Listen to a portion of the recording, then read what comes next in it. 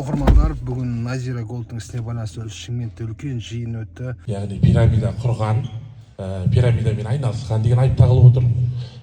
Ондай айтатындай, айыптайтындай, кінәлайтындай ешқандай да бірде-бір арыз сотқан жоқ.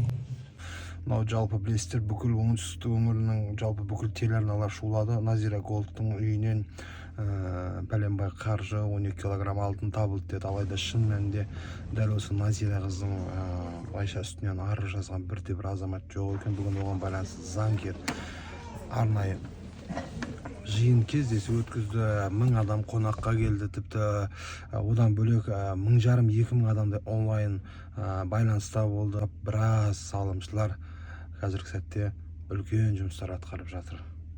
Жалпы Назира Голдтың кімге қандай күнә жасаған жайлы сіздер білесіздер ме? Одан бөлек Назира Голдтың кәсіпкерлікке арнайы тіркеуде болған жөнінде сөз болды. Сондай-ақ бұл аталған қыз осыған дейін біршама нелерге, тұрғындарға көмектескен. Одан бөлек енді баяғы не бар ғой, ұжымдасу сияқты 4-5, мысалы 10 шақты, 20 шақты адам жиналып оптым алтын алып отырған Түркиядан, енді киімді де солай алады. Қытайда сол сияқты үлкен-үлкен жұмыстар істеп отырған. Осы уақытқа енді қазіргі сәтте оны Шымкент қаласы экономикалық тергеп-тексеру департаменті 1,5 ай болды қамап отыр екен.